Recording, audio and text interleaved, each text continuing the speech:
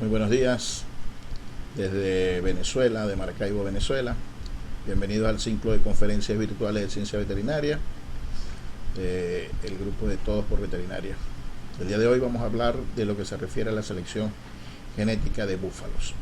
La selección es una herramienta que utilizan los genetistas con el objeto de escoger dentro de un grupo de individuos los mejores que se consideran los que vayan a aportar su genética a la siguiente generación. Los búfalos es una especie que en los últimos años ha tomado un gran auge y evidentemente en Venezuela ha sido uno de esos potenciales países en donde se le ha dado una importancia bastante notable producto de sus propias potencialidades. No obstante, antes de pasar a la parte genética, vamos a hablar un poquito sobre las generalidades de esta especie que hacen que tenga un especial aporte a nuestras producciones nacionales. El búfalo doméstico, cuyo nombre científico es el Búbalus buballi, es uno de los recursos genéticos animales más importantes del mundo. Su capacidad de un triple propósito, producción de leche, producción de carne y como fuerza generadora de trabajo en los campos agrícolas, hace que esté presente en al menos unos 67 países a nivel mundial. Y también destaca que cada día más personas dependan económica y nutricionalmente para su sustento, en comparación con cualquier otra especie animal.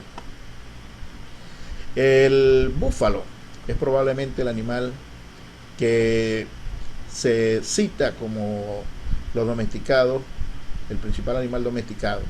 Ya hace entre 2500 y 2000 años antes de Cristo se habla de que en Mesopotamia existen evidencias de que ya el búfalo existía. Su origen es de Asia, principalmente entre lo que es el sudeste de África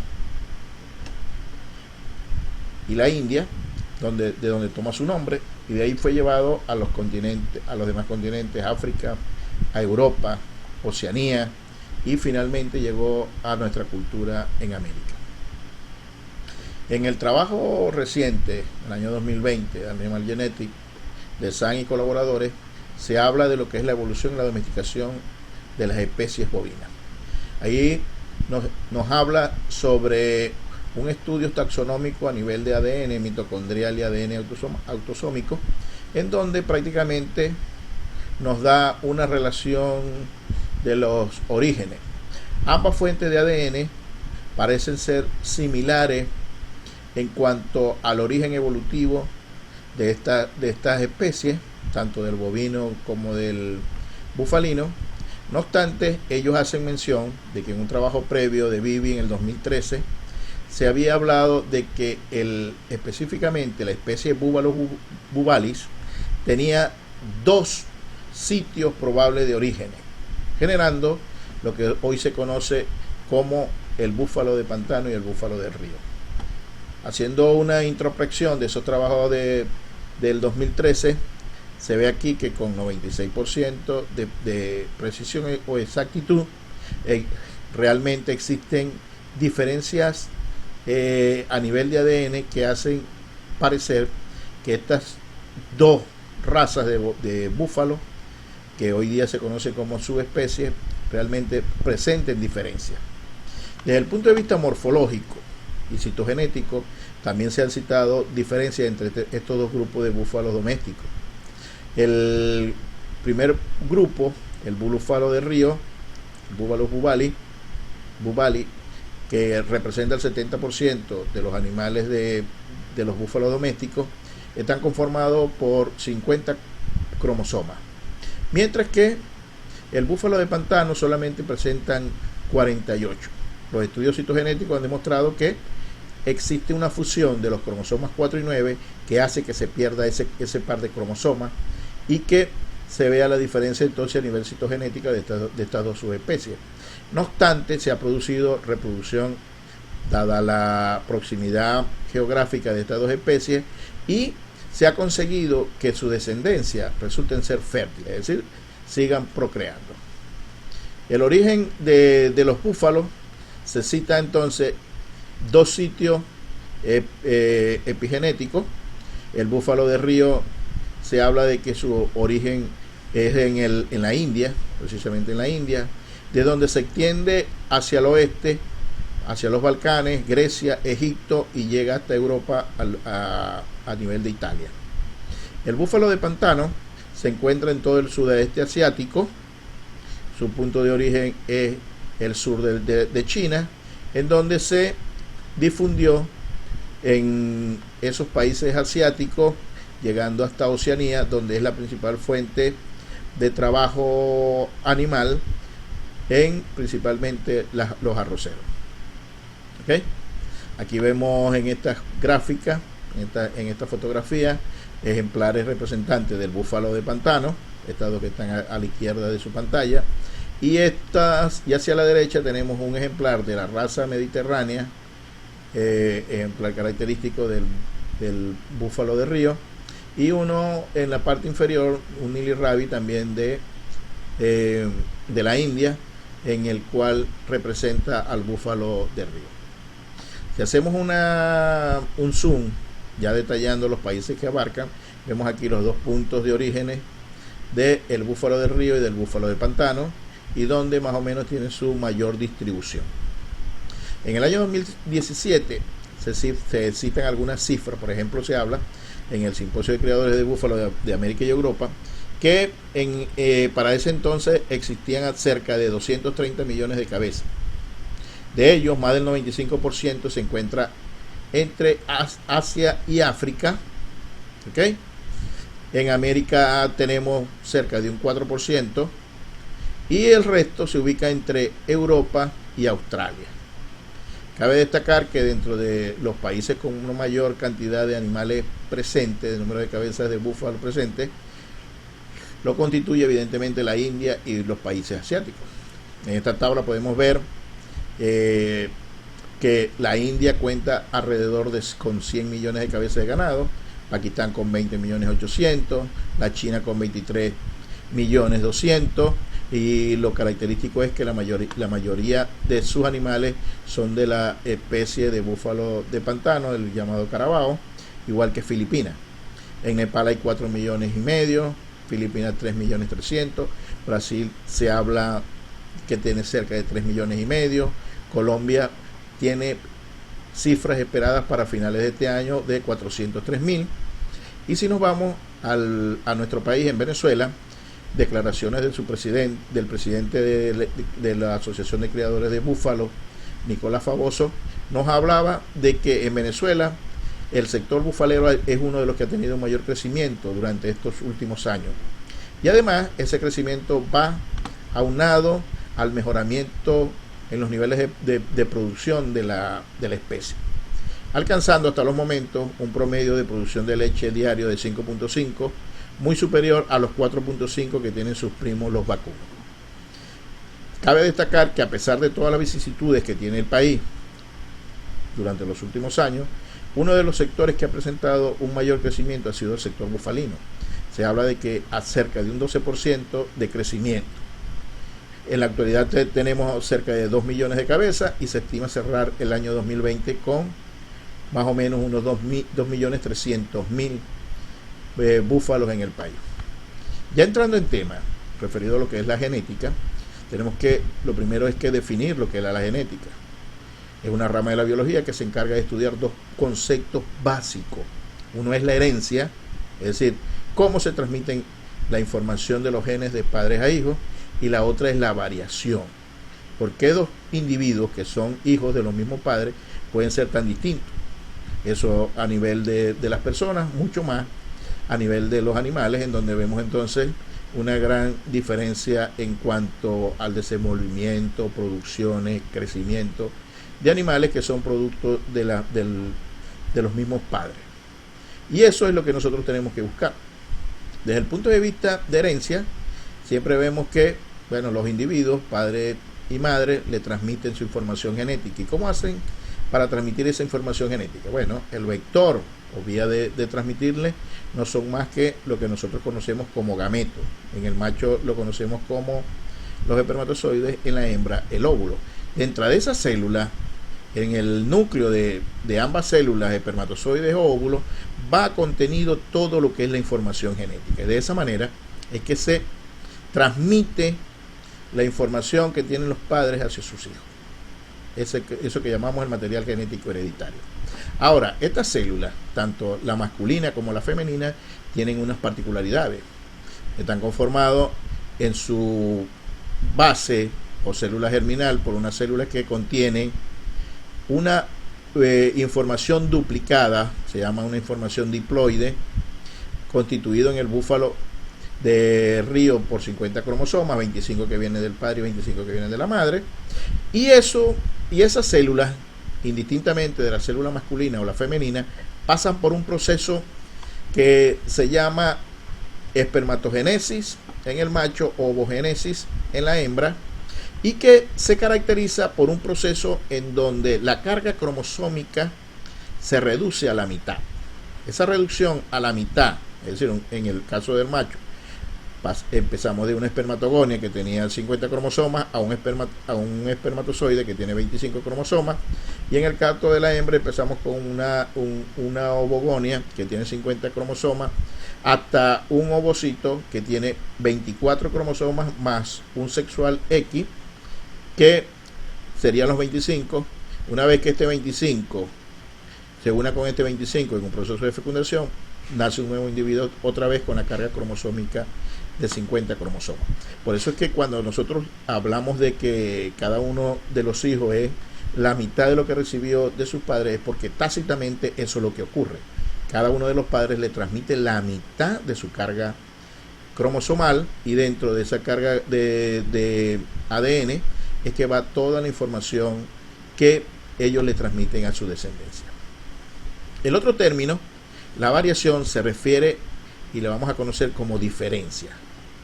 ¿Por qué cuando hacemos una evaluación? Por ejemplo, en este caso hay un grupo de 50 hembras produciendo leche, y cuando hacemos la medición de la leche al día, vemos, en este caso es de un periodo, vemos que los animales presentan diferencias en cuanto a la producción. Esa diferencia es la que nosotros conocemos como variación. ¿Por qué? Si están bajo las mismas condiciones ambientales, consumen lo mismo, tienen el mismo manejo, posiblemente sean de la misma raza, ¿por qué se presenta esta variación? ¿Por qué unas producen más y otras producen menos? Si nos vamos al caso, por ejemplo, de algunas enfermedades también, por ejemplo, un caso que es muy común en las ganaderías de leche, la brucelosis en nuestros países, podemos ver que hay animales que resultan positivos y otros animales que resultan negativos, porque hay animales que son resistentes a estas enfermedades y otros individuos que son resistentes. Pues bueno, esa variación, esas diferencias que hay entre los individuos es la que nosotros tenemos que aprovechar para poder producir mejora genética. Este es otro trabajo en la cual la empresa que nosotros hacemos servicio, se llama Talentos Vet Service, aunado con la universidad, con los trabajos que hacemos en la universidad, nos muestra que indistintamente, aquí tenemos 9 rebaños que hacemos evaluaciones genéticas, indistintamente de los 9 rebaños que están conformados por animales diferentes, por ecosistemas diferentes, presentan un tipo de distribución que hemos visto nosotros en nuestras carreras profesionales o técnicas. Esa distribución es la que nosotros conocemos como distribución normal. Y esa distribución normal tiene ciertas propiedades. Fíjense que esta es la distribución normal convencional. Los rebaños que nosotros evaluamos se presentan de manera más o menos similar. Sobre el particular, nosotros podemos hacer un análisis sencillo de esa distribución y podemos agrupar esos animales en 3 grandes bloques. La distribución normal tiene una propiedad que el punto más central y alto corresponde con la media. Entonces, bueno, aquí sería más o menos lo mismo. Y sus puntos hacia los lados corresponden o vienen dados por un estadístico también de variación, que es la desviación estándar. Entonces, bueno, nosotros podemos agrupar en 3 grandes bloques este grupo de animales. Podemos hablar de unos animales que están por debajo del promedio. Para no decirle que son los malos, le decimos que son deficientes. Sus genes están organizados de una forma que hacen que sean inferiores al resto de animales. Otro grupo de animales que están alrededor de ese punto central y más alto, que lo llamamos los animales de promedio, y un grupo de animales de que su conjugación de los genes se reunieron de una forma que hace que ellos sean superiores. Eso lo vamos a llamar destacado. De manera de que tengamos estos tres conceptos claros, que lo vamos a después a discutir adelante. Animales que están en el promedio, son un gran número de animales, son los que más, el mayor lote que conforman los rebaños, un número menor que son los que llamamos deficientes y un número también menor que son los destacados. En la genética, así como en muchas ramas, existe lo que nosotros denominamos el padre nuestro de la genética, y que es la ecuación esta aditiva de que el fenotipo son no solamente las características externas de un animal, sino cualquier característica que yo pueda medir, cuantificar, numerar. En el caso de las producciones de búfalo, estamos hablando de producción de leche, el crecimiento a través de los pesos, la reproducción de esos búfalos. Depende del genotipo, que vendría a ser de la raza, ¿okay? Entonces, dependiendo de la raza, los animales producen más leche o menos leche, o la proporción genética. Cuando hablamos de proporción genética nos estamos refiriendo si el animal es puro, si el animal es media sangre, si el animal 3/4, etcétera, etcétera. Y hay otra serie de factores que no involucra el término de la carga genética, pero que también afectan estas características.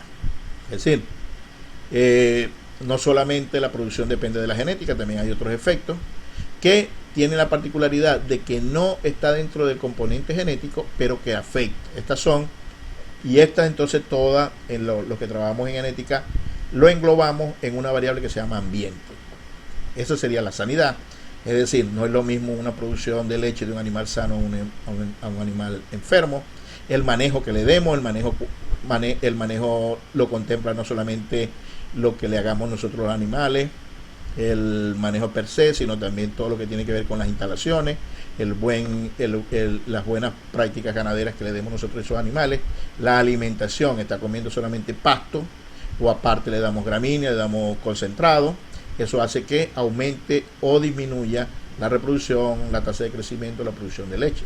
La condición fisiológica, no es lo mismo una búfala que esté seca, que esté vacía, a una búfala que esté preñada, porque ese cambio fisiológico que ocurre en la búfala va a hacer que cierta cantidad de nutrientes, sobre todo energéticos, se vayan a dirigir hacia el feto, hacia la cría nueva, y desvíe hacia la producción de leche, mientras que una que no esté gestante, toda esa energía que está consumiendo la va a dirigir a la producción de leche. La edad, el número de parto que está relacionado con esto, no es lo mismo una bubilla de primer parto a una búfala adulta, por la misma condición.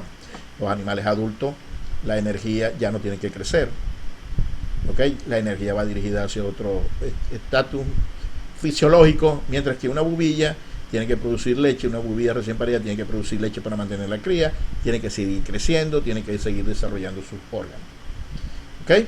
Desde el punto de vista de genotipo, tenemos dos tipos de genes, unos aditivos, que son esos que acabamos de ver anteriormente, son ese grupo de información genética que se transmite directo en las células de los gametos, y otras fracciones genéticas que se denominan no aditivos. Entre esas están algunos conceptos que nosotros vemos en la carrera, como la dominancia, la epistasis, la sobredominancia, etcétera, etcétera. Son elementos que no son aditivos, por lo tanto no van en las células, contenido en las células, y por lo tanto no se transmiten de forma directa de padre a hijo.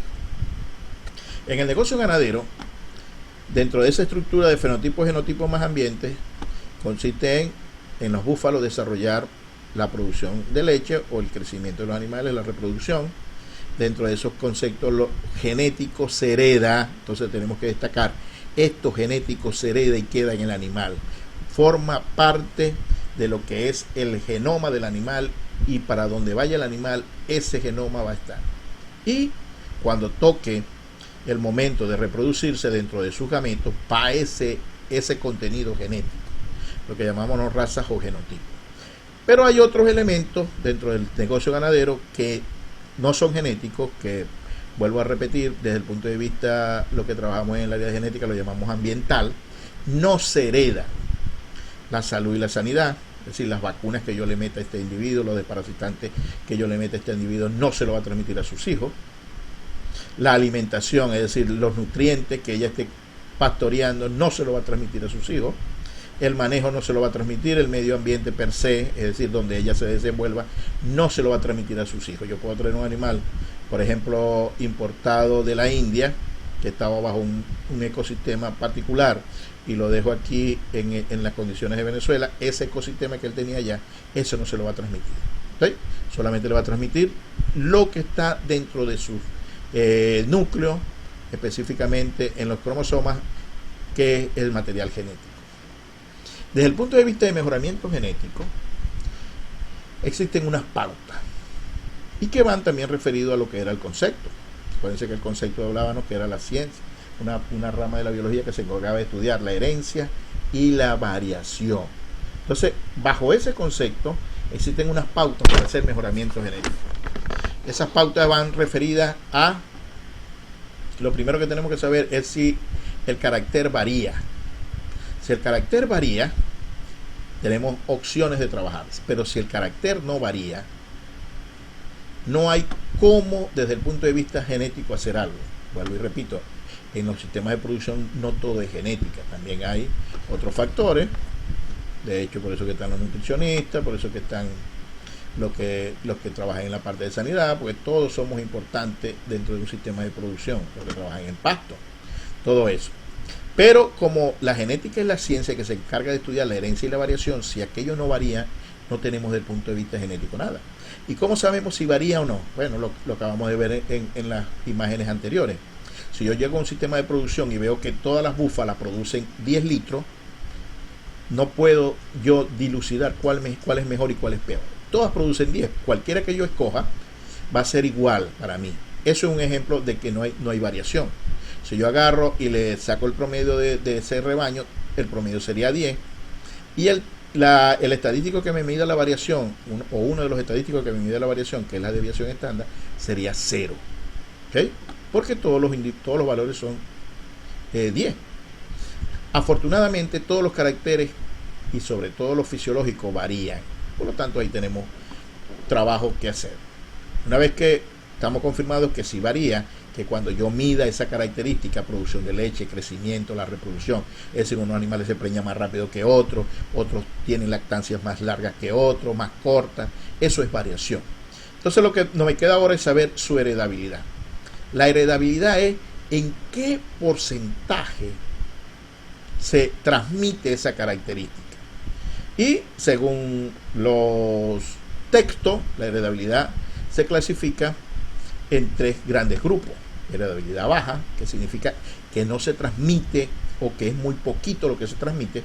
Heredabilidad media, que se transmite más o menos en comparación con los factores ambientales y los genéticos. Y una heredabilidad alta en donde se transmite bastante. Esa característica se transmite. ¿Cuándo es baja? Cuando su valor va de 0 a 0,25. ¿Okay? Si lo lleváramos a porcentaje sería 0%, es decir, no se transmite nada, o 25%. Se transmite 25% genético, eso significa que 75% es ambiental. Media, cuando está entre 0,25 y 0,50, y alta cuando es mayor de 0,50. Y los valores van hasta 1. Es decir, que si lo llevamos a porcentaje sería 100%. Entonces, de 50 a 100%, alta, de 25 a 50, media. Cuando la heredabilidad es baja, que no se transmite, la forma como yo tengo desde el punto de vista genético de mejorar eso es a través de cruzamiento. Es decir, tratar de buscar una combinación de lo que tiene un padre con lo que tiene una madre y tratar de conjugar esas dos fuentes de información de manera de que eso sea lo que me favorece a mí. Ahora, si la característica es media o alta, utilizo la selección. Es decir, escojo los individuos que tienen mayor presión de esa característica. ¿Okay? ¿Cómo sé yo qué características tienen heredabilidades bajas o qué características tienen heredabilidades media o alta? Sin tener que saber el valor per se. Bueno, existen ya literaturas que nos hablan sobre el particular. Por ejemplo, Estas son fuentes de la Asociación Nacional de Criadores de Búfalo de Italia. Vienen en los catálogos genéticos, la pueden buscar allí, en donde nos hablan de este H, tiene un asterisco, pero es H cuadrado, en donde la heredabilidad de la producción de leche es 0,34. Si nos vemos, es una heredabilidad moderada. Por lo tanto, fíjense, entra en este rango. Puede usar selección para escogerla. La grasa, 0,26 en kilogramos, en porcentaje, en proteínas, 0,31. Otros elementos también de esta fuente: la producción de mozzarella, de queso mozzarella, 0,29, está dentro de ese rango. De leche, igual que la que vimos anteriormente, de proteína. Si nos vamos al peso, los pesos se caracterizan por tener heredabilidades altas. Entonces, bueno, Carrero en el 2000 hizo una recopilación de muchos trabajos y nos da un rango de heredabilidades que se citan, pero de forma general todas son heredabilidades altas en los pesos. Si nos vamos al peso del primer parto, ya la heredabilidad es moderada. Edad a la primera lactancia ya tiene que ver con la reproducción, la heredabilidad es moderada, a pesar de que se ha conseguido heredabilidades altas. Nos vamos a reproducción. La edad del primer parto en este caso es de 0,42, es alta, pero los intervalos entre partos, fíjense, apenas el 5%, los días vacíos 3%, la vida productiva 4%. Son heredabilidades bajas, muy bajas.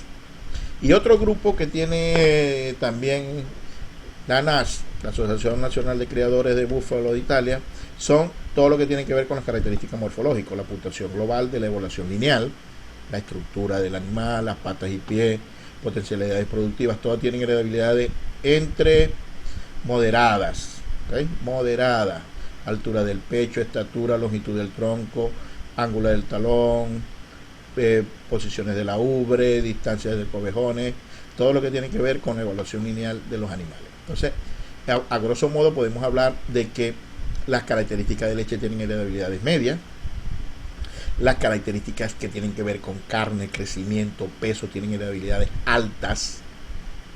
Y lo que tiene que ver con reproducción, longevidad, intervalos entre partos, fertilidad, tienen heredabilidades bajas.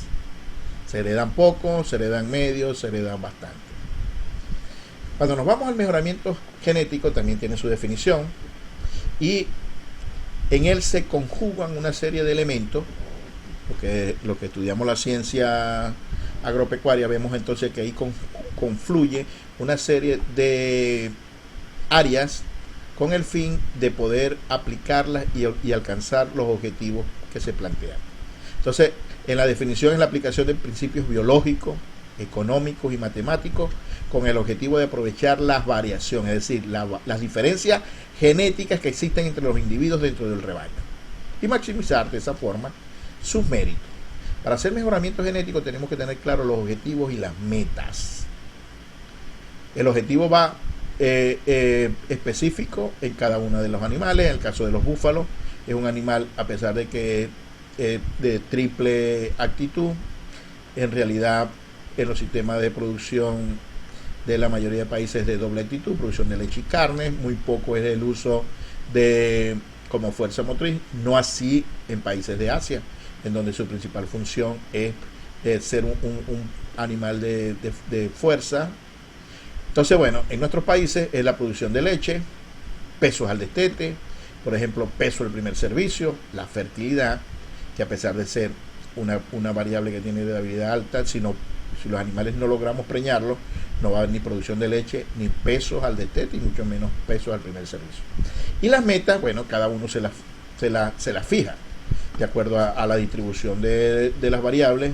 Yo me fijo cuánto va a ser, cuánto estimo yo que debería estar produciendo leche un animal, cuánto debería ser el peso al destete, y fijo mis metas. Lo otro que tenemos que ver en el mejoramiento genético son los criterios de selección. Los criterios de selección no son más que las fuentes de información, de dónde yo voy a obtener la información para hacer la selección. ¿Okay? La selección no es más que la escogencia de ciertos individuos dentro del rebaño para permitir que sean esos los que se reproduzcan y no todos, y que al reproducirse transmitan su información genética en esas células que llamamos los gametos hacia la siguiente generación. ¿Okay? Como nosotros trabajamos con la evaluación vía modelo animal, para ello entonces requerimos información individual, es decir, qué edad tiene el individuo, la producción de leche, pesos, partos, lactancia, que nos las aporta el mismo individuo. Necesitamos información del pedigrí, quién es su padre y qué es su madre, cómo es el comportamiento de ellos. Información de la descendencia, es decir, cómo es el comportamiento de sus hijos e hijas, sobre todo en lo que tiene que ver con los machos, ya que si estamos hablando de producción de leche, los machos no nos van a dar leche, y la información de cuánto transmiten ellos y la capacidad que tienen la vamos a medir con la información de sus hijas una vez terminen su primera lactancia y lactancia sucesiva. Además, también usamos información que tengan sus parientes colaterales, abuelos, primos, sobrinos, hermanos, porque esto nos da una idea a través de esta metodología de evaluación matemática, biológica y económica de cómo se están transmitiendo sus genes en la población. ¿Okay?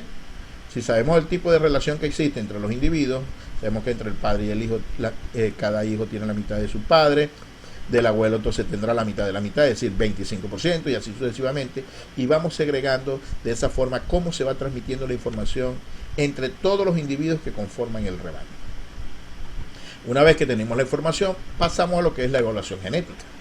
Y no es más que la estrategia estadística que nos permite evaluar el mérito genético de individuos una vez anulado todos los efectos ambientales que afectan una característica de interés técnico. Es decir, de aquella ecuación que vimos que el fenotipo depende del genotipo y también del ambiente, nosotros tenemos que tratar de eliminar esta fuente de variación que es el ambiente. De manera que si nosotros eliminamos la fuente de variación, es decir, pasamos que el ambiente es cero, el fenotipo va a ser igual al genotipo, o lo que es lo mismo, el genotipo es igual al fenotipo. Es decir, con los valores fenotípicos yo puedo escoger genéticamente los animales superiores, los que produzcan más, los que crezcan más, los que tengan una mejor reproducción van a ser igualmente los que tengan genéticamente mejor comportamiento. Aquí tengo una gráfica de hace unos añitos atrás, Smith Van Black, pero que nos sirven para reflejar lo que está sucediendo.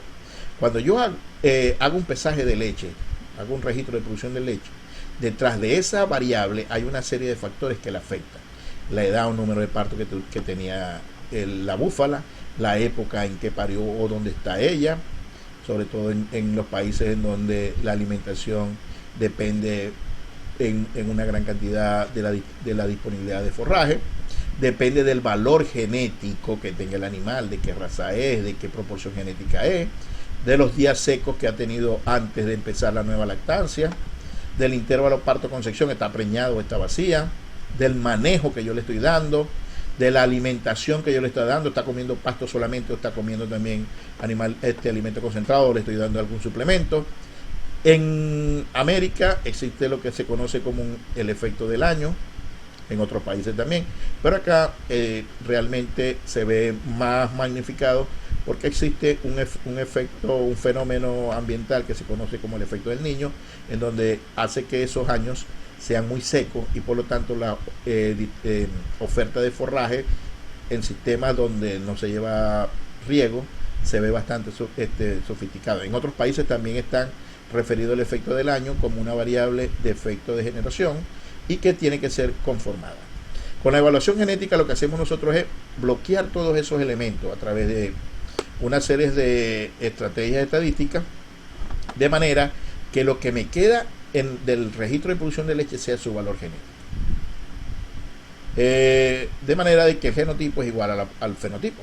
Entonces la producción de leche es igual al genético. Los que produzcan más, algo parecido a eso hicimos nosotros en el 2008 con efecto hacia los animales en crecimiento.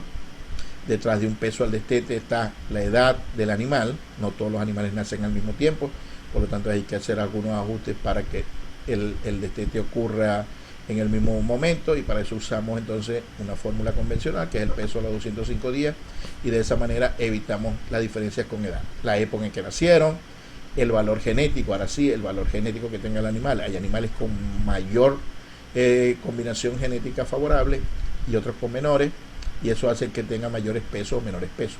El número de parto de la madre, porque dependiendo del número de parto, también la madre, si estamos en sistemas donde amamantan, le va a dar mayor o menor cantidad de leche a ese becerro, y va a ser, entonces, se va a comportar como una variable ambiental dirigida en la alimentación.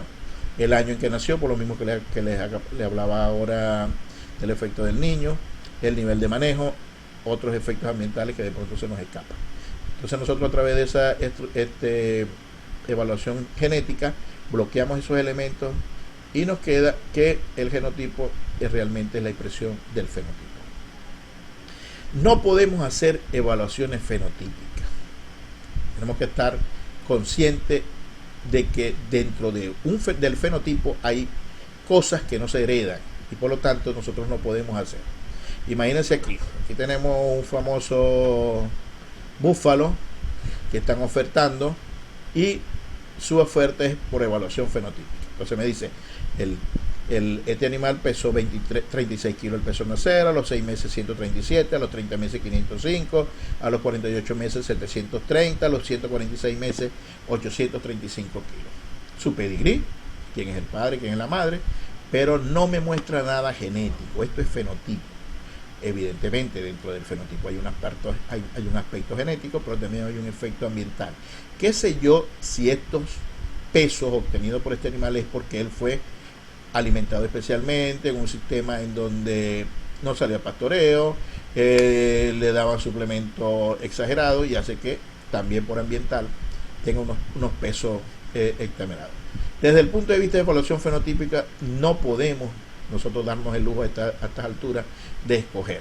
Ahora, si después me dicen, pero tiene un valor genético que es el breeding value de más 335 kilos de leche, entonces ahora cambia la cosa. Ahora sí, este animal dentro de su rebaño mejoró más 335 kilos de leche, con una precisión de 0,80. Entonces aquí la cuestión, ya tenemos evaluación genética. Ahora sí, yo entonces estimo su producción de leche genética y lo puedo usar porque él va a ser un animal mejorador para mi rebaño. Aquí tenemos otro ejemplo. La Universidad de Antioquia en Colombia también nos presenta la oferta de unos animales con una evaluación genética, PTA para leche, PTA para mozzarella, PTA para grasa y todo lo que esté valores por encima en positivo son superiores al rebaño. ¿Ok? Entonces yo puedo ya tomar la decisión cuál animal escojo, porque me va a dar un mejor comportamiento ya con pruebas genéticas que me confirman de que de verdad ese animal va a mejorar. ¿Cómo hago yo entonces para hacer esa evaluación genética? Tengo que contar indiscutiblemente con registro. Son la base fundamental de cualquier proceso de selección. Si yo no llevo registro, yo no puedo decir cuál animal es superior que otro, cuál es el comportamiento de un animal en realidad, o cuál es o cómo ha sido su lactancia. Yo puedo tener un animal que me produzca los primeros 60 días mucha leche, pero al tercer mes se me seca. Ahora, si yo tengo otro animal que produce menos, pero me mantiene hasta 270 días, estoy seguro que la producción al final va a ser mayor que aquel animal de alta producción, pero con una lactancia corta. Entonces, la única manera que yo puedo verificar eso es tener registro. Los registros deben ser suficientes, confiables, ordenados y completos. Registros incompletos son tan inútiles como no llevar registro. ¿Qué tipo de registro puedo llevar? Bueno, pueden llevar desde registros manuales en una simple libreta hasta registros más sofisticados, software que llevan registro, o una tablita Excel que la agarro yo y utilizo mi registro para llevar la información de mis animales. En el tema de registro hay un sinfín de propuestas, evidentemente, y normalmente es bastante tedioso llevar los registros. Nosotros les recomendamos a los productores el ABC de los registros, es decir, una cuestión sencilla que me permite llevar por lo menos un alcance de la mejora. Esos registros son 5, fíjense que aquí lo tienen, y empiezan evolutivamente desde que nace el animal hasta que sale del rebaño, con la fecha de parto de la búfala. Fíjense que esa fecha de parto también se va a convertir como la fecha de nacimiento del becerro, es decir, la misma información sirve para dos fuentes. Una vez que nació el becerro, lo peso al nacer las primeras 24 horas, y el sexo de la cría, que simplemente por su anatomía la puedo ver. Una vez que empieza la lactancia, le hago un pesaje de leche mensual. De esto hay un sinfín de bibliografía, de que si cada 15 días, que si diario, y todas están correlacionadas. Un solo pesaje de leche mensual con el sistema PMAM, es decir, el pesaje de un día en la tarde y luego completarlo por el pesaje del otro día en la mañana, hace el peso de los 24 horas, y ese una vez mensual es suficiente para hacer los análisis. Fecha en el transcurso de estos pesajes, el animal entró en celo, cuándo fue que la serví, cuándo fue que la montó el búfalo, y qué búfalo o qué código del búfalo si utilicé inseminación artificial. En el bucerro, la fecha del destete y cuánto pesó al destete. Que ese momento que lo desteté, lo peso. Listo. Con estos 5 elementos yo puedo hacer todo lo que es la evaluación genética que vamos a ver a continuación. Evidentemente, el que pueda llevar más información, vamos a tener entonces más fuentes de información para hacer evaluación de otros componentes. Antes de hacer lo que es la evaluación genética, tenemos que conocer las reglas de la genética. Hay una regla, así como en el béisbol hay una regla que el abanique 3 switch está ponchado. Bueno, en la genética también existe una regla, y hay una regla constituida por una ley. En 1908 estos dos señores, un matemático inglés y un médico alemán, Harding y Weinberg, enunciaron una ley que se llama la ley de Harding y Weinberg, y no es más que una ley que nos explica cómo se comportan los genes en la población. La ley dice en su enunciado que en una población grande, desde el punto de vista genético, una población grande se llama pagmítica, y en ausencia de mutaciones, migración son incorporación de genes de una población a otro, y selección, entonces aquí resaltamos, en ausencia de selección, mutación y migración, la frecuencia de los genes y de los genotipos se mantiene constante de generación en generación. Si la frecuencia de los genes se mantiene constante, no va a haber cambios en los valores fenotípicos de los individuos. Vamos a graficar esto para que tengamos idea de lo que se refiere esta ley. Esto es un rebaño sin selección, donde yo no voy a hacer selección. Vuelvo a repetir, selección es escoger los individuos dentro del rebaño. Si yo no hago selección y yo dejo que todas mis vacas se reproduzcan, entonces aquí tenía aquel grupo que vimos al principio, grupo de vacas, de búfalas, en el cual sus genes se agruparon de una forma que hace que ellos sean deficientes, otras que estén por alrededor del promedio y otras que sean muy destacadas, porque sus genes se conformaron en ese azar de cómo se recibe la información genética, se agruparon y hacen que sean superiores. Entre estos valores, si ustedes agarran estos valores, 2, 4, 6, 8, vamos a suponer que esto es la producción de leche diaria de las búfalas. Si yo sumo estos valores, esto me da un promedio de 7, que sería más o menos por aquí, y una desviación estándar de 3.3. Si ellos se reproducen, si estas búfalas se reproducen, en la siguiente generación va a haber representación de estos genes deficientes, de estos genes de promedio y de estos genes destacados. Entonces, en la siguiente generación, cuando yo haga la evaluación de las características, por ejemplo, esta de producción de leche, la siguiente generación de hijas de ellos va a producir 7 litros de promedio, desviación estándar de 3.3, porque es una ley. Si no hay selección, esto va a permanecer constante de generación, y así voy a seguir toda la vida. En la genética a veces es más importante identificar los animales deficientes, los genes deficientes, que los genes destacados, y ya vamos a ver. En el segundo ejemplo vamos a tener un rebaño con selección. Ahora sí hay selección. Yo no voy a dejar que todos los individuos que estén en el rebaño con esos genes malos, sobre todo, se me reproduzcan y que me sigan transfiriendo esos genes a mi rebaño. Entonces yo aquí hice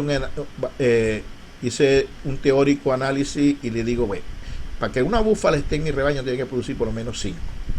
Vuelvo y repito, este es un ejemplo teórico.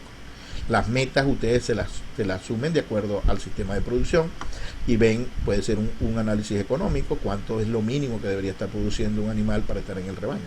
Entonces yo digo aquí que son 5, porque aquí me rompe este circulito de los deficientes. Es decir, estos animales no se me van a reproducir. Anteriormente, por definición de genética, estos animales iban para matadero. Hoy día, gracias a la biotecnología, nosotros podemos utilizar embriones obtenidos de estos animales destacados, utilizarlas a ellas como recipiente, como vientre, y transferir esos genes a estos animales. Lo cierto es que su genética no se puede transferir a la siguiente generación. Si esto ocurre, esos animales no se reproducen, por lo tanto en la siguiente generación esos genes no van a estar presentes. Van a haber presentes genes de lo que eran los promedios y genes de lo que eran los destacados. Ahora, la que menos me produce a mi leche es de 5 litros, por lo tanto, si yo saco la cuenta, el promedio de leche de la siguiente generación es de 8.5. La desviación estándar bajó, porque son las diferencias entre los individuos. Los individuos ahora se parecen más los valores, por eso la desviación estándar es menor. Pero hubo un progreso, fíjense, de 7 a 8.5 en una generación. Eso se llama progreso genético. ¿Okay? A eso se refiere la selección. Y como les decía, identificar los deficientes para evitar que esos animales sean los que se van a transmitir. Hay algunas metas que nosotros proponemos en nuestro sistema de producción. Y más o menos esas van consecutivamente de acuerdo a cómo se va desenvolviendo el animal. Entonces, vamos a partir desde el nacimiento del animal. ¿Okay? Se busca un peso ideal entre 35 a 45 kilos, que es el peso promedio. Si vimos allá en la tabla de heredabilidades, es una heredabilidad alta, por lo tanto, si yo hago selección por peso al nacer, voy a obtener mejora, pero eso va a estar asociado con partos con problemas o parto distóxico, porque el animal va a ser muy grande. Entonces, lo mejor es hacer y lo que dice la palabra del Señor: bienvenido el que llegue. Entonces, aquí tenemos una heredabilidad cerca de 0.35 y por probabilidad esperemos que el 50% sea macho y 50% sea hembra. Si yo tengo un rebaño de 100 vientres, para llevar más o menos la contabilidad, estoy hablando de que me nacen al año 50 machos y 50 hembras. Entonces aquí vamos a empezar a hablar de la selección de las hembras, solamente las hembras. El otro momento en donde yo puedo hacer selección es a la hora del destete. La heredabilidad es más alta, por lo tanto el progreso genético es más alto, y me creo un peso mínimo de 160 kilos. Esta es la meta mía, llegar a 160 kilos. Voy a seleccionar por potencial individual de crecimiento, adaptación y la habilidad materna, la capacidad que tuvo la madre de hacer de que este animal consumiera más leche, consumiera menos leche. Tengo que ajustar por sexo, bueno, aquí dijimos que eran puras hembras, por edad, porque no todos los animales nacen en el mismo momento, por lo tanto la edad la ajusto con esta variable, peso a los 205 días, lo fijo a los 205 días y saco el peso. Y aquí, desde el nacimiento hasta el destete, es donde me ocurre la mayor tasa de mortalidad. Las cifras que citan es entre 5 y 10%, en sistemas donde están bien convencionales. Puedo eliminar un 10%, es decir, vendo bucerras al destete hasta un 10%. Si yo sumo las muertes más los que yo elimino, el 10%, me estoy quedando de esas 50 que me nacieron en ese año entre 40 y 43. Después del destete viene el crecimiento. El crecimiento lo vamos a evaluar acerca de la edad de incorporación a la reproducción. El peso ideal de la bubilla entre 350 y 370 kilos. ¿Ok? Aquí se aplica selección, la heredabilidad también es alta. Se espera una ganancia diaria de 600 gramos y selecciono potencial genético y supervivencia. Elimino el 10% de aquellas que tienen menor peso. La mortalidad es menor, es hasta 5%. Si yo le resto a estas 40-43 el 5% y le elimino el 10%, me estoy quedando entre 34 y 37 de esas 50 que me nacieron. Como entran ya al peso de la reproducción, viene la reproducción. La heredabilidad es baja, no se hereda. Voy a obtener genéticamente poca respuesta, pero no todo es genético, les decía. Entonces aquí podemos utilizar una opción que es de manejo del rebaño y elimino aquellas bubillas que yo les dejo hasta 3 servicios para preñarse. Las que no se me preñaron, las elimino. Las que si se me preñaron todas por peso, elimino hasta un 10%. Me estoy quedando entre 31 y 34 hembras a esta etapa. ¿Okay?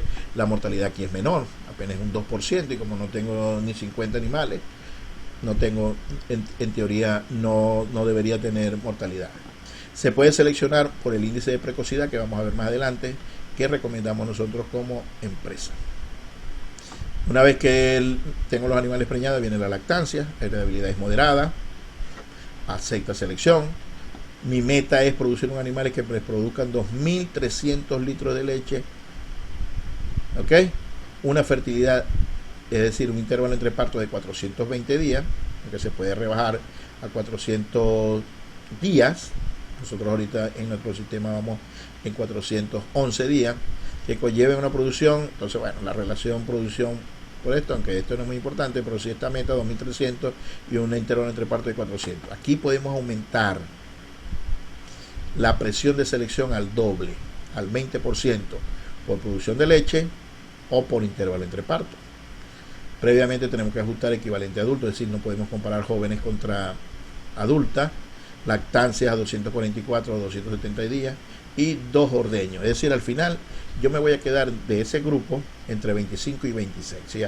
Si yo logro obtener esta cifra, estoy hablando de que en 4 generaciones yo estoy sustituyendo el 100% de mi rebaño, 25% en cada una de ellas. Importante entonces, para tener esta opción de producción de leche y fertilidad, crear un índice de selección que tenga que ver con producción y reproducción, y ya vamos a ver por qué más adelante. En el caso de los machos, no cualquier macho va a ser futuro reproductor. Primero, lo hacemos una selección por pedigrí, es decir, hijos de las búfalas élite. ¿Cuáles son las búfalas élite? Ese grupito entre el 5 al 10% superior del rebaño, es decir, máximo 10 de esas mejores búfalas van a ser madres de esos futuros toros. Y si yo tengo 10 búfalas, tengo 100, un rebaño de 100 reproductoras, solamente tengo 10 búfalas que pueden ser madres de futuros machos. Y tampoco voy a tener la suerte de que todos sean machos. Es decir, que al final, si hay esas 10, por probabilidad de 5 van a ser hembras y 5 van a ser machos. Es decir, solamente tengo 5 posibles machos para seleccionar. Esas búfalas no las voy a preñar con cualquier búfalo convencional. Voy a utilizar búfalos que tengan valores genéticos superiores.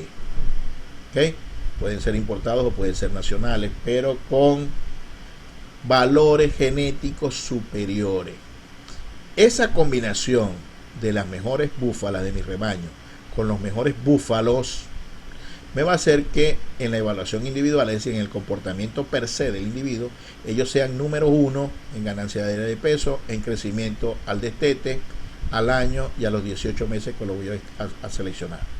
Además, como van a ser futuros reproductores, la evaluación reproductiva tiene que ser excelente: motilidades, concentraciones, porcentaje de permios normales, prueba de líbido, capacidad de monta, circunferencia escrotal mayor de 30 centímetros a los 2 años para entrar a la reproducción. Y una vez que estos entren a reproducción, bueno, voy a evaluar el comportamiento de sus hijas. Como están, esto es lo que se llama prueba de progenie, como ellos están en prueba, entonces, bueno, para no tirar todo por la borda, recomendable 60% de búfalos probados del rebaño, 40% se lo voy a destinar a estos búfalos que yo estoy probando en mi rebaño, de manera de garantizar la evaluación genética. El boletín divulgativo de Cría Búfalo número 12 lo pueden buscar en la página web de Cría Búfalo de Venezuela de este año 2020. Bueno, nos habla un poco del comportamiento de los búfalos en prueba y los búfalos probados, la precisión o confiabilidad que yo puedo tener de esos valores que me van a obtener esos individuos, y la información genealógica, generación de descendientes, distribución de rebaño, etcétera, etcétera, para tener un buen valor de confianza de esos reproductores. En el caso de las hembras, les decía al final que es muy bueno hacer un índice que tome en cuenta producción con reproducción. Y aquí nos vamos a tomar, porque yo soy de lo que creo que debemos copiarnos de las cosas buenas que existen en otros rubros, nos vamos a copiar de un trabajo que, a pesar de que no es de búfala, es de ganado de leche, de Holstein. En el año 2004 nos presentan este trabajo, en donde hay unos investigadores que evalúan el comportamiento de un rebaño de leche, evaluado en respuesta total, conocen este símbolo, es un trabajo inglés, por lo tanto esta es la libra esterlina, pero nos evalúan producción de leche en kilogramos, producción de grasa, producción de proteína, casos de mastitis, intervalos entre partos en día y longevidad de la vaca en el rebaño, mantenimiento de tiempo en el rebaño. Utilizan 3 índices para hacer selección. Aquí utilicé yo unas siglas para tratar de ser más sintético. Producción de leche. Entonces, en esta producción de leche solamente tomaban en cuenta la producción de leche. Producción de leche y longevidad. Tomaban en cuenta la producción de leche y la longevidad. Y este PR es producción-reproducción. En realidad, ellos tomaron en cuenta la producción de leche, la longevidad, la resistencia a la mastitis como primera causa de descarte de animales de leche y el intervalo entre partos de los animales. Los resultados que obtuvieron ellos eran bastante interesantes. Fíjense, la producción de leche, cuando solamente se tomó la producción de leche, aumentaron 103 kilos, con producción de leche y longevidad 93, y producción y reproducción la mitad de lo que se obtuvo aquí, porque claro, tenemos que tener en cuenta que hay animales que producen mucho pero su fertilidad es baja, o animales que producen poco pero su fertilidad es alta. Normalmente estas dos variables están correlacionadas de manera positiva, pero desde el punto de vista técnico es inversa. Los animales que producen mucha leche suelen tener problemas de reproducción y sus intervalos se alargan. Los animales más bien que tienen muy poca producción de leche son los que se preñan más rápido, y entonces eso hace que el progreso de esto fue la mitad. Como la grasa y la proteína están en relación a los volúmenes de esto, lo mismo ocurrió en esas dos variables. Fíjense, en solamente producción de leche 4.5 kilos más, en reproducción 1.88, y este quedó en la mitad, porque está en producción de leche y longevidad. La mastitis está relacionada con la producción de leche. Entre más producción de leche tenga yo, mayor caso de mastitis voy a tener. Entonces aquí, eso ocurrió. En esta tiene 3%, 2%, aquí da un valor matemático, pero en realidad es negativa, no hubo mastitis. Entonces ya aquí estoy corrigiendo un problema de salud de los animales. El intervalo entre partos, fíjense lo que ocurrió. En el de producción de leche se aumentó 60 días, en la producción de leche y longevidad 28 días, es decir, 2 meses, 1 mes, y en reproducción se atrasó 60 días, es decir, obtuve un intervalo entre partos de 60 días menos. Con relación a la longevidad, bueno, aquí la longevidad fue 0, aquí fue 5,9, aquí fue 9,9. Y cuando nos fuimos a evaluar, o cuando estos señores evaluaron la rentabilidad del negocio, ocurrió algo muy importante. 5.41, 7.66 y 9.63. Es decir, fíjense que aumentó el doble en la rentabilidad de los rebaños que tenían el índice de producción-reproducción en cuanto a producción de leche solamente. Esta información es sumamente importante para nuestro análisis, y a partir de allí vemos por qué hay una mayor rentabilidad. Aquí tenemos entonces animales que paren más rápido, no tienen lactancias tan largas, y por lo tanto tenemos al final más volumen de leche, más volumen de animales para carne, que hacen que desde el punto de vista de rentabilidad sean mejor. En el caso de los machos, en los búfalos de Italia, para seleccionarlos, ha ocurrido algo muy interesante. Fíjense que tenemos que ellos empezaron por seleccionar machos por PTA, habilidad de transmisión, predicha de transmisión. Después en el 2017, hasta el 2017 estuvieron trabajando con producción de kilos de mozzarella, es decir, la conversión de esta leche y sus elementos sólidos en mozzarella, que es el producto número 1 de los búfalos. Luego en el 2018 pasaron a un índice que se llama de mejora de calidad, también referido a la calidad de esa leche. Y a partir de 2019 tienen un índice que se llama índice de la búfala mediterránea. ¿Okay? Han hecho un proceso evolutivo que realmente lo incorporé a esta charla porque es sumamente interesante. Primero, los PTA. ¿Qué son los PTA? En genética nosotros trabajamos con valor genético o valor de cría, que en inglés es lo que nosotros conocemos como breeding value. El valor genético, el valor de cría, valor aditivo, no es más que la diferencia entre el valor de un individuo y el promedio de su rebaño. Si a esa diferencia nosotros la multiplicamos por la heredabilidad de la característica, obtenemos el valor de cría. ¿Okay? El valor de cría es el valor genético que tiene el individuo.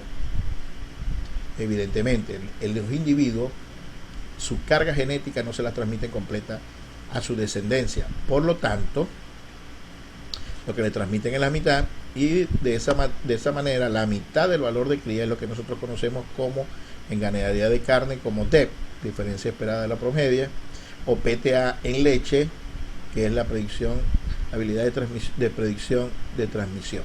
¿Okay? Entonces los PTA no es más que la mitad del valor de cría de un individuo, es decir, en realidad es lo que ellos transmiten, porque nada más que transmiten la mitad. Vuelvo y repito, en leche se llama PTA, en carne se llaman DEP, pero prácticamente es lo mismo, solo son definiciones por los sistemas de producción. Aquí tenemos un catálogo de un mismo búfalo, Obi-Wan, en 2017 como es el catálogo, en el 2018 como es el catálogo, y el 2019. Fíjense que en el 2017 era por kilogramos de mozzarella, él mejora 26,7 kilogramos de mozzarella, y por leche son más 134 por encima del promedio.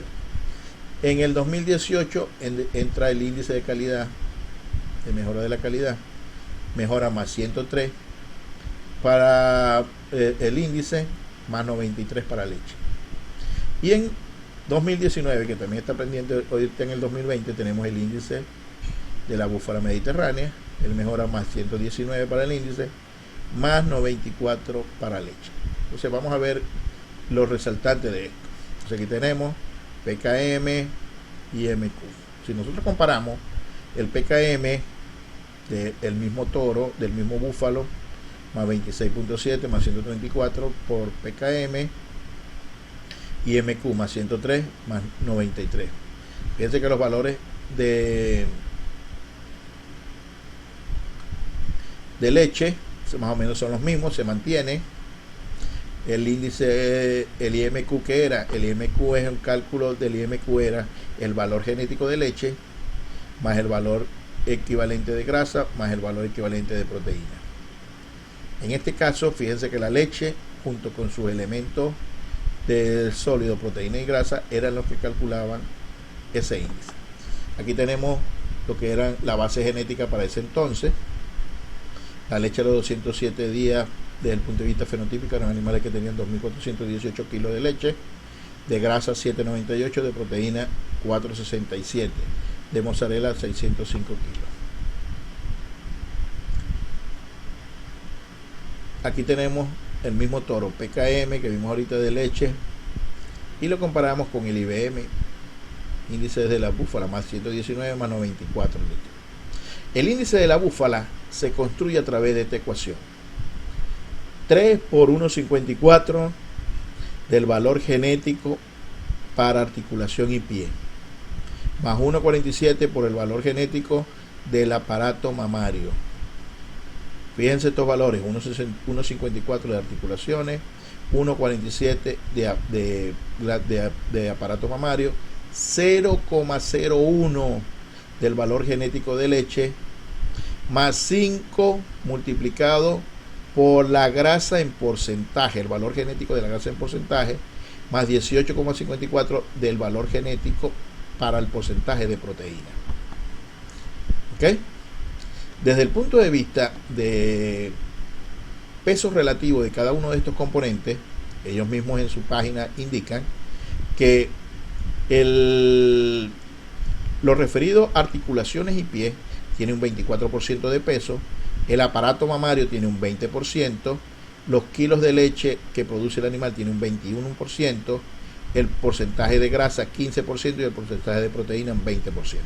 Entonces, ellos están, según su justificación, buscando un animal funcional que produzca suficiente leche, pero que tenga una armonía entre sus estructuras de morfología de patas y pies y de aparato mamario, sin descuidar un poco lo que es la parte de sólidos de contenido de sólido de la leche.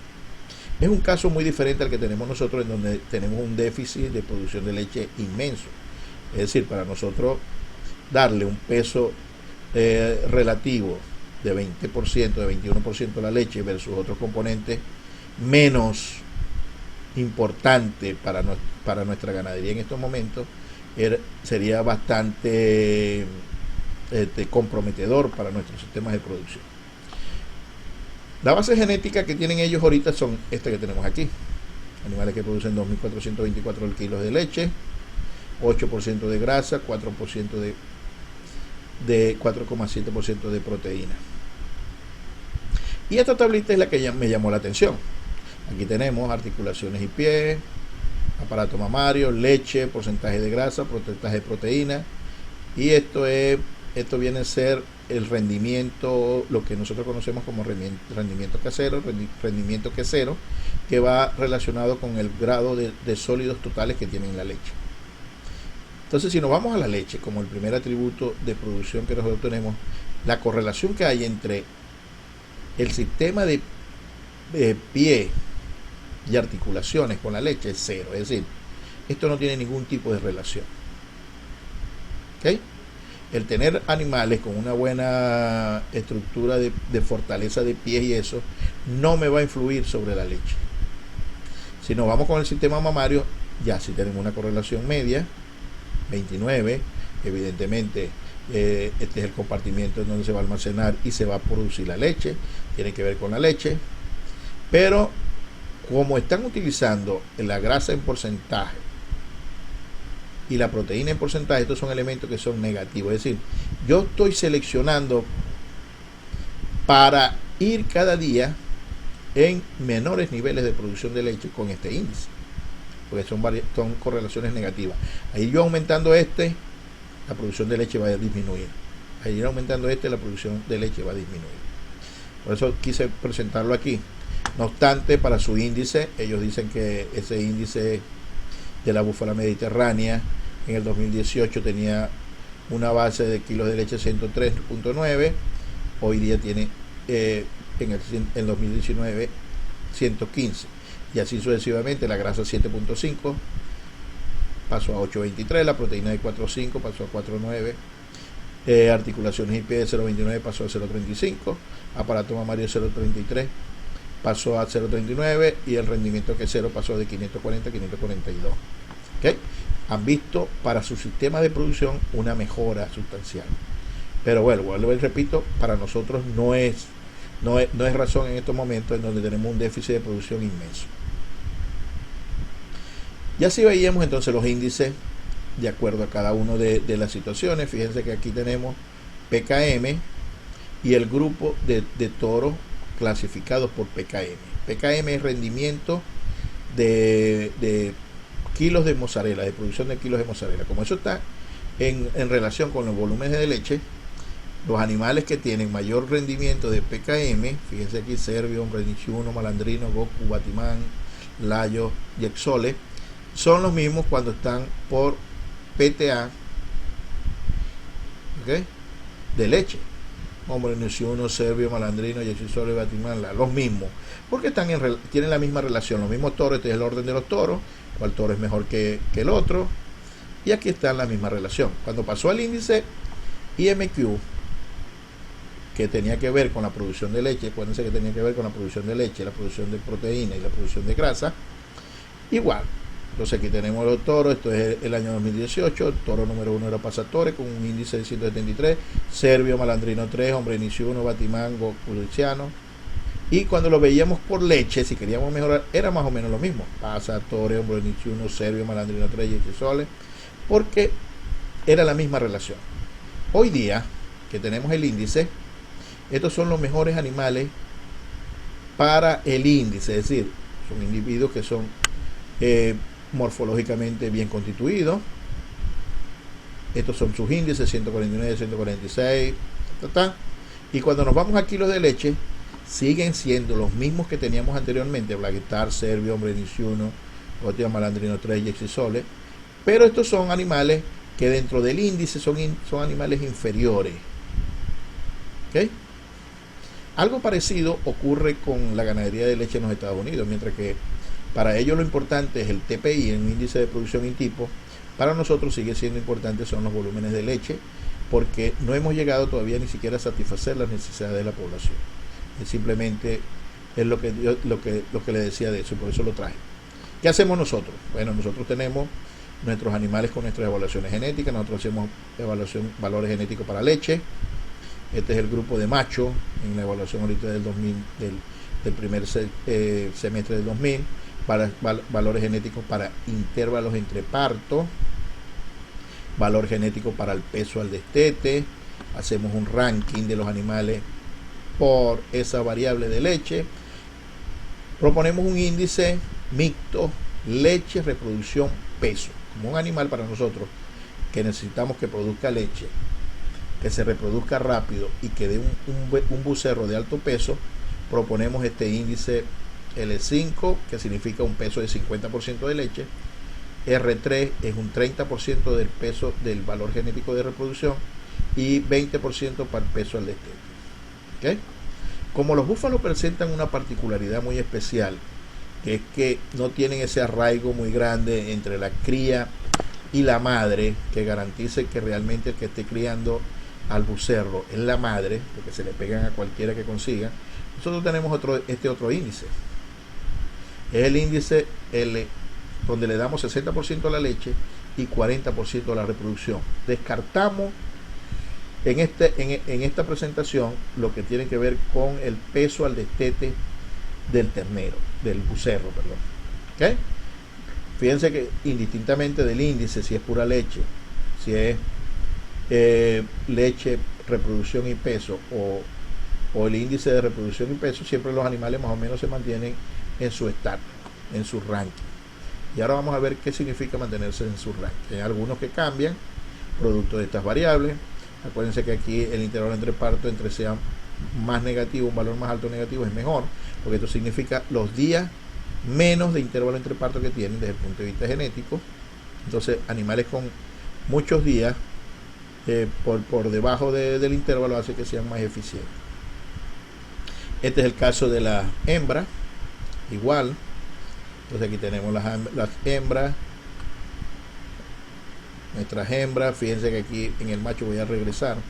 Aquí tenemos machos importados, oro mediterráneo, hombre niciuno, yexisole, y hay algunos hijos de ellos que están ranqueados por encima del comportamiento. Evidentemente, el medio ambiente en donde ellos se desenvuelven es diferente al medio ambiente donde se desenvolvieron sus padres. Eso hace que desde el punto de vista de exposición genética sean más eficientes que los padres en nuestras condiciones tropicales. Y este era uno de los que le dije por allá, recomendamos. Este es el caso de hembras jóvenes, donde sacamos el valor genético de precocidad. Es un valor que estamos constituyendo a partir de la edad al primer parto y la fertilidad al primer servicio. Esas dos variables las conjugamos y hacemos un índice que es del valor genético de precocidad. Vuelvo y repito: edad al primer parto y fertilidad al primer servicio. Es decir, el animal parió joven y además se preñó al primer servicio. Esto hace que nos dé un índice que nos permite entonces estimar el valor que tendrían esos animales por precocidad, y nos permite entonces seleccionar las hembras también por este índice. Dentro de la estructura que nosotros hacemos para planificar los apareamientos, es muy importante mantener los niveles de consanguinidad. Y evidentemente, cuando planificamos los apareamientos, uno de los elementos que tenemos que ver es la consanguinidad, porque eso va en contra principalmente de todo lo que son los factores de producción, las variables de fenotípicas. Entonces, bueno, aquí tenemos esta tablita en donde habla de la familia de los padres. ¿Qué es lo que hacemos? A pesar de que tenemos identificado cada individuo del posible apareamiento y el posible consanguinidad esperada, esta tablita nos favorece muy rápido para la escogencia de los machos a la hora de hacer apareamiento. Por ejemplo, si este es el padre de la hembra, no voy a usar ninguno de estos, porque ya yo sé que en la tabla me va a aparecer valores de consanguinidad. Uso uno retirado, que esté en el mismo ranking de los animales, y así sucesivamente. Entonces este es familia de padre, este es una familia, este es otra familia. Cada uno de esos números corresponde a un toro. Los que tienen el nombre arriba son toros que nosotros usamos. Los que no tienen número aún es porque no lo hemos usado, pero sabemos quién es cada uno, porque los tienen los catálogos, sobre todo de los búfalos mediterráneos. Esos números que vimos del ranking en el rebaño no es más que esta distribución normal que nosotros las llamamos. Y aquí colocamos cada uno de los rankings bajo esa propiedad de la distribución normal. Los animales más 3, los animales más 2, los animales más 1, los animales menos 1, menos 2 y menos 3. ¿Y qué porcentaje del rebaño debería estar en cada uno de cada una de esas categorías? ¿Ok? Y las recomendaciones. El más 3 y el más 2 son los que nosotros llamamos élite. Se recomienda difundir masivamente su genética. Son los animales mejores. Por ello se deben servir con el mejor semen importado para el grupo más 3, de ser posible fertilización in vitro y transferencia de embriones, de preferencia si existiera semen sexado. Es decir, el objetivo es producir más hembras de esta forma. Los rebaños que están en el promedio los llamamos comerciales, más 1 y menos 1. Se recomienda continuar mejorando su genética. Para ello se deben servir con semen número 1 de la raza, o son los que van a usar los toros jóvenes para monta natural con el mejor semental del rebaño. El menos 2 y el menos 3, para no decirle que son malas, tienen su función como receptoras de estos animales o como nodrizas también de estos animales. Se recomienda su uso como receptora en caso de no preñarse en programas de embriones transferidos, usar monta natural, la del grupo menos 3, preñarla y venderla o dejarlas como nodrizas. ¿Okay? Preñarlas con esto que está aquí. Y ya esto es, entonces, cuando le presentamos a los productores las cifras. ¿Cuántos animales yo tengo en este grupo? Tanto. ¿Cuánto tengo en este grupo? Tanto. ¿Cuánto tengo en este grupo? Tanto y tanto. Y así sucesivamente. Manteniendo siempre la misma recomendación. Asimismo tenemos entonces, cuando hacemos la venta de sementales, este 17038 es un animal que está rankeado en el nivel más 3, son de los animales élite, con su certificado genético y sus valores genéticos. Usar este toro, este animal tiene para leche más 211 kilos de leche, para el peso del destete más 5.5, sus hijos deberían tener 5.5 kilos por encima del promedio, y para intervalo entre partos sus hijas tienen 2.6 días menos que el promedio del rebaño. Entonces son animales élites de la cuestión. Otro mito, ya más o menos para finalizar la charla, que tenemos es que los búfalos en el trópico tienen estacionalidad. Esto es el comportamiento de una de las agropecuarias entre 2000 y 2013, los 13 primeros años de producción, tienen 2.364 partos, y evidentemente se veía que cerca del 80% de los partos ocurrían entre agosto y enero. En los demás meses también habían partos, pero en muy poca proporción. A partir del 2014 se empezó a utilizar el sistema de inseminación a tiempo fijo, y fíjense el cambio que ocurrió. Los partos se fueron distribuyendo de forma equitativa durante todo el año. Aquí estamos hablando de 2.198 partos, fíjense, casi 2.200 partos productos de la inseminación artificial, y cómo cambió. Entonces ese es otro mito, de que los búfalos son estacionales. Yo creo que la estacionalidad viene dada es por la disponibilidad de forraje. Esto está acompañado de cómo son las precipitaciones y por lo tanto cómo son las distribuciones de alimentos para cada rebaño. Cuando nosotros hacemos entonces una mejora en la alimentación y utilizamos externamente productos biológicos para la reproducción, podemos obtener parto durante todo el año de más o menos de forma equitativa. Ya para concluir con esta charla, tenemos que decirle que las evaluaciones genéticas y la selección de animales es el primer paso para el mejoramiento animal. Tenemos que desarrollar planes de difusión masiva a través de biotecnología reproductiva con los animales superiores, de manera de incrementar esos genes en nuestra población, Ahora podemos incluir rebaños de búfalos y hembras jóvenes a las evaluaciones, cosa que no se podía hacer antes. Y fíjense que tenemos ahora el índice ese de precocidad que nos permite entonces escoger los animales desde jovencitos y no tener que criar todo el grupo de hembras, que nos ayudaría desde el punto de vista económico a tener. No olvidar que en el mundo ya pasó la selección asistida por marcadores y ahora se enfrenta a la selección genómica, ¿okay? Estas dos potencialidades que tenemos nos va a ayudar a incrementar mucho más lo que es el mejoramiento. Ya utilizar los marcadores genéticos, ya no tenemos que tratar de evitar los efectos ambientales, sino que en el mismo análisis vemos los genes, cuál es cada uno de los genes que tienen los individuos per se. No olviden que al mal tiempo buena cara. Estoy seguro que los búfalos van a ser una de las especies que va a ayudar a Venezuela a salir adelante de la crisis que estamos pasando. Lo han demostrado y creo que en condiciones favorables van a ser mucho mejor que ahora. Les dejo esta reflexión para finalizar.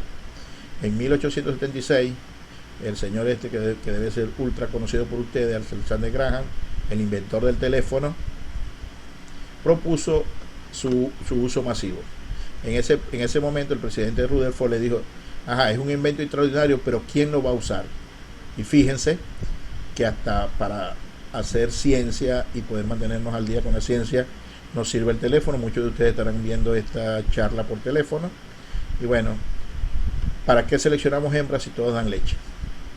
Entonces, bueno, gracias por su atención y quedamos a la espera de cualquier